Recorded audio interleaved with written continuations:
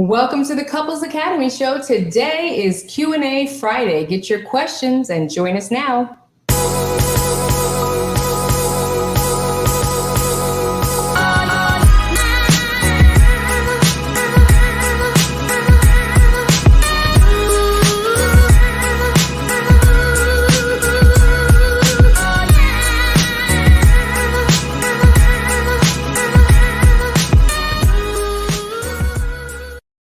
Well, good morning. Hope you've had a wonderful week. This is Friday, and this is the day where we come together to talk about all things relationships. You have questions, whether you are a single, dating, in a committed courtship, or married, we have an answer for you. And so listen, we're just going to get this thing started.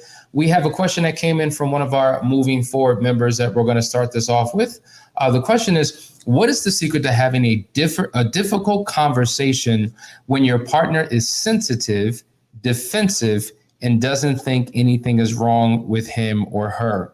You know, this is a serious issue because a lot of times people are very sensitive because we're protecting our ego, and we all have ego because ego is a part of your self-image. We all have a sense of pride. And a lot of us don't like to be exposed or told that something's wrong with us, especially if we have issues seeing what other people see. Yeah. So in essence, you've got to learn, we've talked about this before, you got to learn how to create a safe environment. One of the tips and one of the techniques is if you're going to share something with your partner that in essence identifies a weakness, a shortcoming, or a flaw, start the conversation off by identifying your own flaw, because now you're not coming as if you're a sinless person or a perfect person coming to judge or condemn or complain.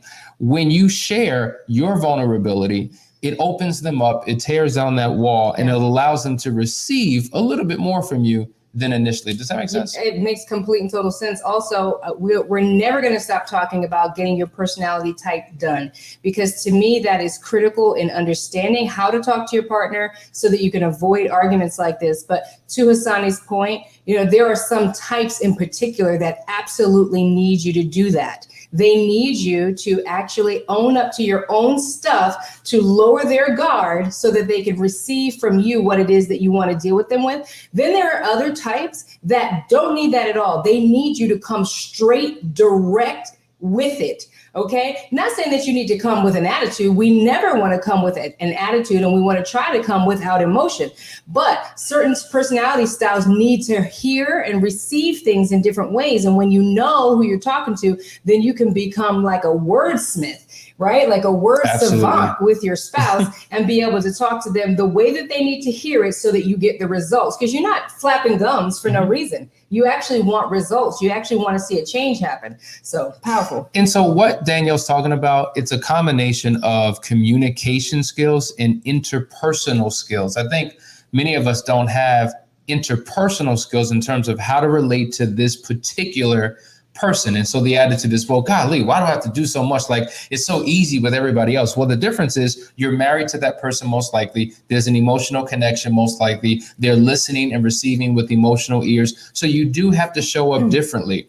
It requires something different. And understanding your personality type and your spouse's personality type will allow you to go a long way. And here's a principle that you can use to undergird this. And as we're talking about this, feel free to drop your question in. We've talked about it in a particular context, just use it in another. We've been taught for a long time that the golden rule says, do unto others as you would want them to do unto you. And that may work in all areas of life except for relationships, because you're dealing with someone who's inherently different. And you can't do unto them the way you want them to do unto you, because you think different, you're wired different, you react different, you have different needs. The platinum rule says, do unto others as they want done unto them. So to your point, if I'm a person who I don't like asking all the questions and getting into all the details, because that just messes me up. It hurts. It hinders, it prevents me from moving forward. But you're wired where you want to know every detail of every situation. Well, I got to give you what you want if you're going to move forward. Otherwise, it's going to cause a problem. And now we're going to be in a situation. But do you see how you get yourself into like this toxicology of like things you got to do? Because it's almost like if you don't understand each other, then you don't know if you're mixing up a bomb right now. You don't know if like, okay, I'm approaching you on this subject here and I'm giving it to you the way that I would receive it and be okay with it. If I don't have knowledge about you, I don't know that I've just stepped on a landmine, and unbeknownst to you, because there is an invisible realm, the person that you're talking to has just built up a fortress. That's right. They can no longer hear you. Okay. They have completely shut down because you've said something in a way or anything that triggered them. I brought up the example inside the communications teaching that we did. Mm-hmm. And it was something as simple as sevens. I'm a 7. We do things because we want to enjoy it, right? Other people do it because of many different reasons. If you're a 1, you do it because you want to be right and do the right thing. If you're a 2, you want to do it because you're loving. If you're a 3, you want to do something because you want to be successful and you want to win. If you're a 4, you're doing it because you want to be unique. If you're a 5, you're doing it because you want to be competent. If you're a 6, you're doing it for security and safety. If you're a 7, you're doing it to enjoy. If you're an 8, you're doing it because you're trying to be strong and you want to be in control. And if you're a 9, you want to do the same exact thing to keep the peace of mind.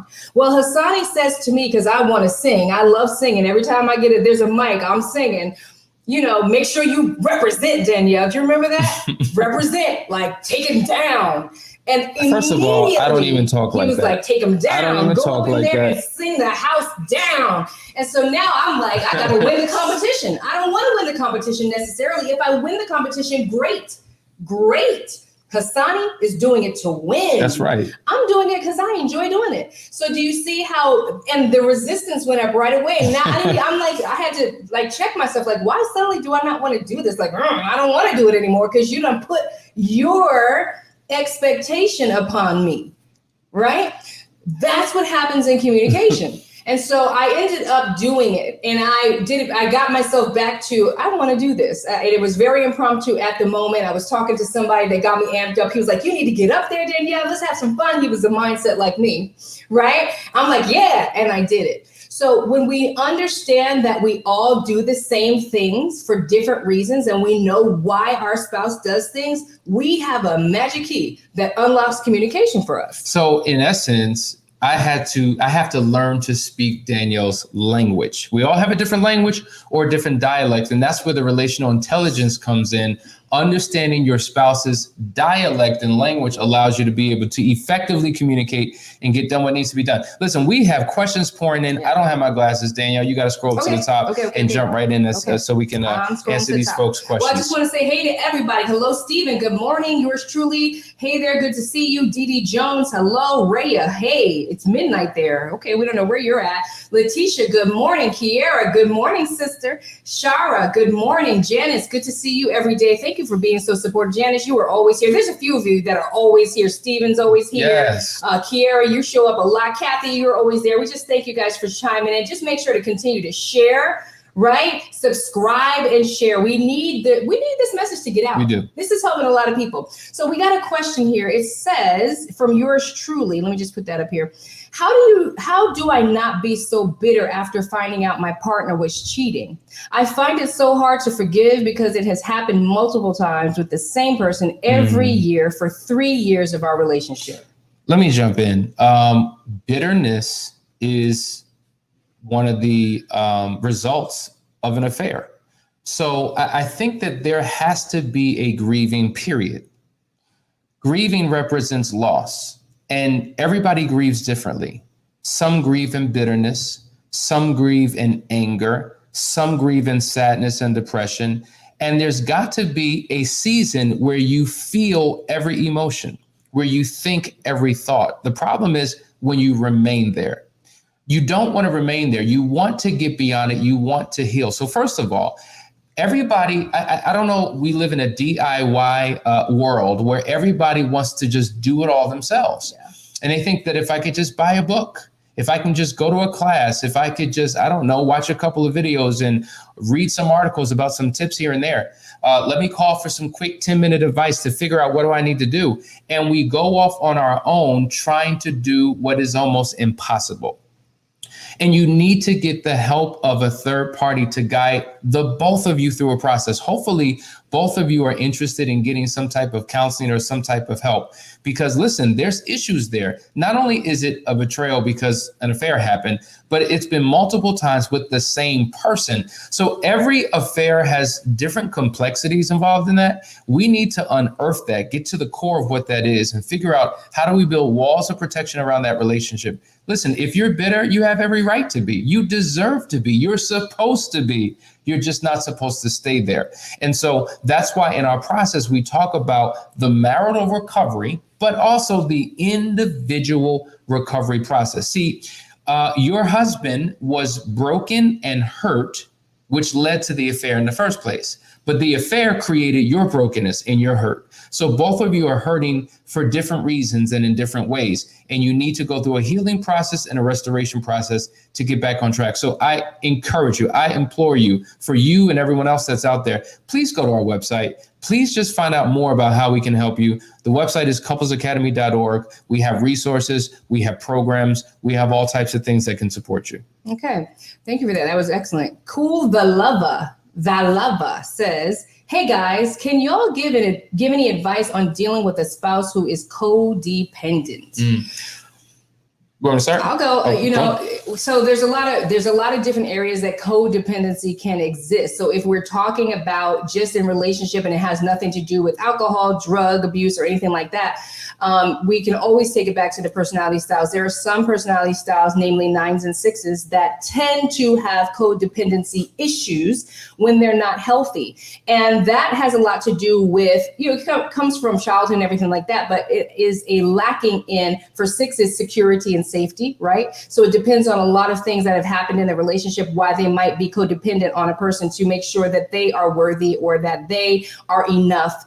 And so in that case, it would really be up to that person to pour into them and make sure that they know that they are enough and build up those boundaries and walls of protection to keep them from feeling like they have to compare themselves to the outside world. When it comes to 9s, and I'm referencing these two types because they tend to have codependency issues. When it comes to 9s, they tend to come off as codependent because they go with the flow, right? So they're really depending on a lot of what you have to say, like, where do you want to go out to eat? Wherever you want, whatever you like, whatever you want to do, whatever. The reason for that is because they're just trying to keep the peace. So you've got to make sure that when you're interacting with someone like that, that you are protecting their mindset is enough so that they don't feel like their peace is being disturbed. And this is a tight walk, really, it is, right? And that's why these conversations have to be had to understand, okay, what is it that is keeping you from being able to be independent thinking, right? Independent acting. What is it? When you get down into the details and you understand it all resonates from a place of fear.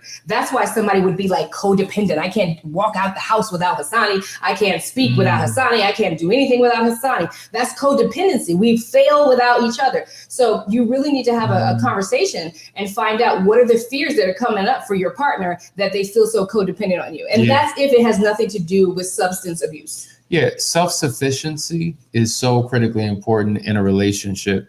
And when we break down companionship versus partnership, the companionship is the emotional piece. The partnership is the ability to do and manage tasks and accomplish things. And there has to be self-sufficiency.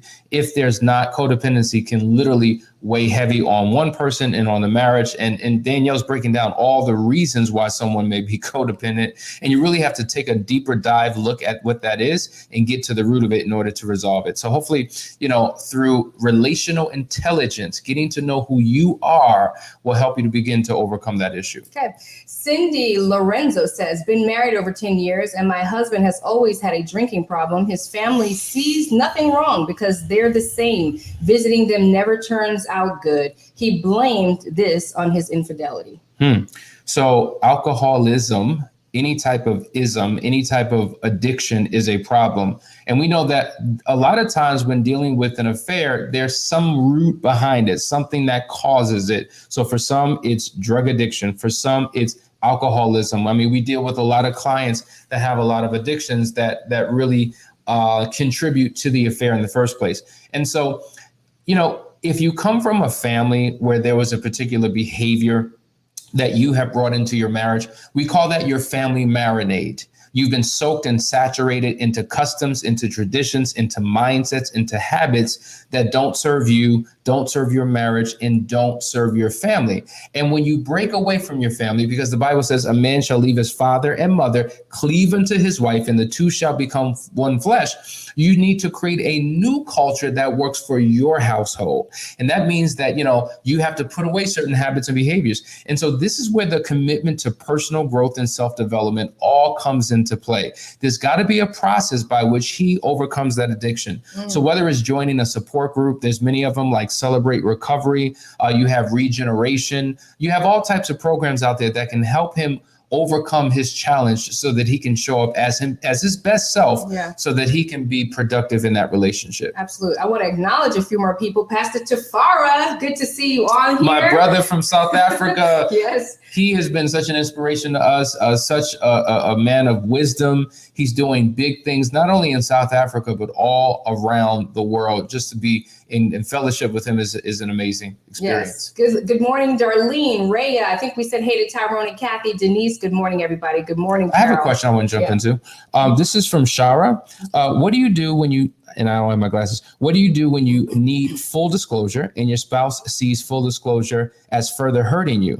But I need to be able to forgive it all, not for something else to come down the road to set me back. This, oh man, we talk about this all the time. It's called the trickled truth, where pieces of truth trickle out little by little by little, and they trickle out over a span of time. So you thought you had the talk, the conversation to unpack it all, but your partner went in there with fears, right? Possibly they fear the consequences of what may happen if the truth really comes out. Maybe they're trying to protect you from further hurt and shame. Maybe they're struggling with shame and guilt and don't want to be trapped in that. Maybe they're compulsive liars. There's a incalculable number of reasons why people do this, but they don't realize the damage that they're doing. And it goes back to what you were saying earlier. We oftentimes treat people the way we want to be treated. So if I don't want to know, I'm certainly not telling you, because I project my fears on top of you. Right. And it never goes well that way. So what happens is we had the talk. A month later, something else comes out. Now I feel like I'm betrayed all over again. I'm feeling that feeling that I had when I first found out. And now it's just like a new betrayal. A month later, a new betrayal. A month later, yet something else comes out. It comes out either through conversation. It comes out through interrogation. It comes out through an other source. And that's even worse when you have to find out from somebody else what you should have got from your partner. So what that does, it really it takes the gas out of a person. Like if there's a drive and a desire to move forward, but every single time something else comes out, I lose a little bit of steam. I lose a little bit of motivation. That's what you do not want to do. And it completely sets you back in terms of trust. Like, because you're holding on to the same behaviors, the same secrets, the same habits that you were when you were involved in the affair. So how do I know that you're any different? You're like the same person. So trust and honesty and vulnerability is completely important when you go through the full disclosure. And last point, if you've gone through it on your own and it hasn't been productive, that's one of the biggest first steps that we take in the affair recovery process. Sometimes you need somebody else to be a part of that conversation to get to the root of it. All right. Now, there's another question on here. This is so good. Sarah, she says, hi, beautiful ones. I have a question. How do you survive an affair in the marriage and recover when you are a well-known couple in ministry and in the public eye? Well, now. Well, we deal with a lot of couples who... We're one of them. Yeah. Get a counselor, a private counselor that you can work with. You have to have one. First of all, Hassan and I being in ministry and in the place where we have to pour out, when we go through things, we know, we feel it. We do this. So we know when we're derailed and we know how to get access to the support that we need to get us back on track, because even though we know all the rules, all the principles, all the tactics, we still fall short of the glory of God, don't we?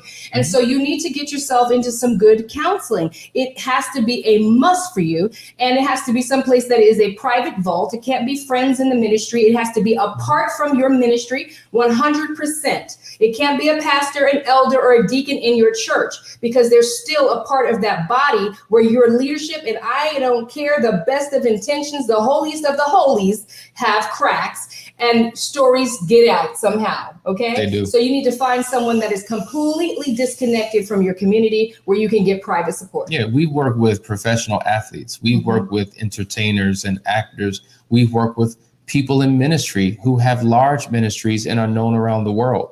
And so you have to be in an area and in a place and amongst people where your privacy is really valued significantly. And we do that. So you're absolutely right, Danielle. There's nothing more to add to that. But don't say, well, everybody knows us, so where can we go? I don't care. Well, we can't go nowhere, right? I don't care who you are. Yeah. If you're the president of the United States, I don't care who you are. Everybody needs somebody where they can connect in privacy. And be transparent and be honest. Like everybody needs that place where they can just tell the truth. Okay, period. So listen, reach out to us. We would be more than happy to help you. We've been through this. We've been in ministry. Hassani was a pastor. I was a first lady. We understand all of that. All right. We have another question from R. Martinez. Daniel, read that, please. My husband and I have been married for 13 years, and I cheated for the first few years of our marriage. I found out years later, is it wrong to have an ultimatum that if it happens again, I'm leaving him? First of all, I don't consider that an ultimatum. I don't believe in ultimatums because they typically don't work. Threats typically don't work. But what you're talking about is creating what we would call proper expectations for a healthy relationship, boundaries, parameters. Listen, if you break a law, there are consequences for the law to be broken, right?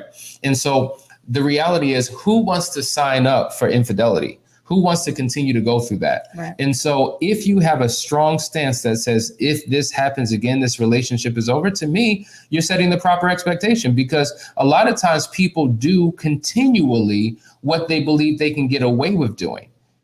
It's unfortunate, but it's the truth. And so you have to have a healthy foundation and parameters and a wall of protection around your marriage. And infidelity, physical abuse, all types of things cannot be allowable. You cannot have, a liberal or lackadaisical approach to these things happening. So no, I think that's a firm position that you should take. And I think that he should embrace it. And I think that should be a part of the value system or the relational code of ethics as you move forward in your marriage. Awesome. I got another question here. Jenna says, how can you deal with the offender refusing to acknowledge or talk about the offense and causes more offenses when you try to address it to be able to move on? And now the offenses are so piled high, you can't see a starting point to overcome any of them. Start. Answer the question. I was reading. I actually need to process the question again. It just sounds like some of what we've talked about over and over again, when it comes to how we're approaching someone. But Janice, to be honest with you, it just sounds like you're in a situation where you definitely need to reach out. I'm waiting for you to reach out to us, because if you're walking on eggshells with your spouse, if you are doing everything that you can, if you are making sure there is a right time to approach a situation, and no matter what, you're gaslit, everything that you bring as an issue gets turned around and put back on you, so much to the fact where you're questioning yourself. If this is happening, then you need to get into some strong counseling to decide how you can move on together, if that's a possibility. And if that's not a possibility, then what your next steps would be. Yeah. And I know that you're a person of faith, and getting around your path. I mean, I know there's a marriage ministry there. There are leaders there. If he's not open to counseling, who can he talk to? Who do you know that you can reach out to that can have a private conversation with him? Because a lot of times, truth be told, in relationships, we become numb to our spouse. We become deaf to what they say. And oftentimes, hearing somebody else say the same thing will resonate in a way that it won't if you say it. Yeah. And I think that in the beginning of our marriage, there were things that Danielle was complaining about, but it wasn't until I heard it from somebody else. And she was just like, dude, I've been saying the same thing. In fact, sometimes we have clients that literally get upset because in the session, one is looking at the other like, I've been telling you this for years. And so now Hassani and Danielle tell you the same thing and you resonate. Well, unfortunately, that's why we say it takes a community to keep a marriage intact, because a person can reach your partner in a way that you may not be able to during that season of your relationship. Right. So, absolutely. Yeah. And I see your message here, Janice. I must have missed the message. I will reach out to you. We'll get you set up with a discovery call so we can talk. So I see your message there. Guys, I hope that you're learning something. I hope that you're getting something out of this. There's a program that we have. It's called the Moving Forward program. If you've never heard of it, you need to know about it. Many of you who watch are either our personal private clients. You're a part of our Moving Forward program.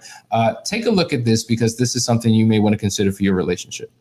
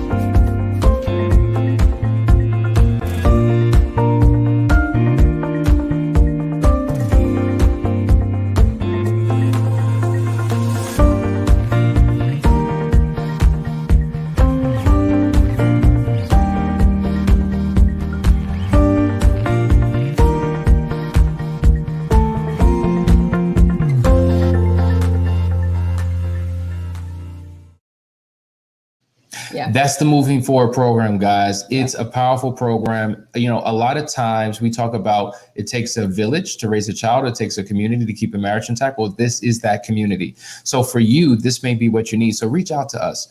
Before we go, we have one more question we want to address. I think this is a powerful one. Danielle? Okay. What are your thoughts concerning an affair with an ex-wife? There are kids from the previous marriage and then one that came as a result of the affair.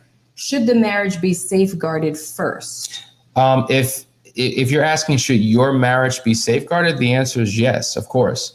You've got to put, once again, walls of protection around your marriage. And one of the things that we teach in our sessions are the 19 signs of a close call friendship, and how oftentimes opposite sex interactions, friendships, whatever the case, can compromise the integrity of the relationship. Being that this is a wife, they have children, there's still a connection, there's still interaction. I don't know what the ages of the children are, but obviously another child came as a result of the affair. So this requires work. This particular situation, we've actually counseled. We're actually in the midst of this right now. So this is not something that you can do alone. Just reach out to us. Let's get on a discovery call and figure out how we can help you. Listen, guys, today's Friday. Next weekend is the Unbroken virtual marriage conference. If you have not signed up, you need to sign up. You need to pay your $89 and get involved in this as soon as you possibly can. The link is in the description of the video at the bottom. We want to see you there. It's going to be an amazing weekend. We had an opportunity to interview the founders of this amazing retreat that we're partnering with, and we'll show you that on next week. But we have another week. It's not too late. Get your tickets now and have an amazing experience. Listen, enjoy your weekend. Let me just say this. This last question was a powerful question. We are going to enter into an infidelity series where we're going to address the complexities that are involved with affairs. We're excited about that. Guys, we love you. We hope you got something out of this weekend. Reach out to us. Other than that, we'll see you on Monday. Can't bring us down. Can't nothing bring us down. Our love is too high. Bring us down. Can't nothing bring us down. Bring us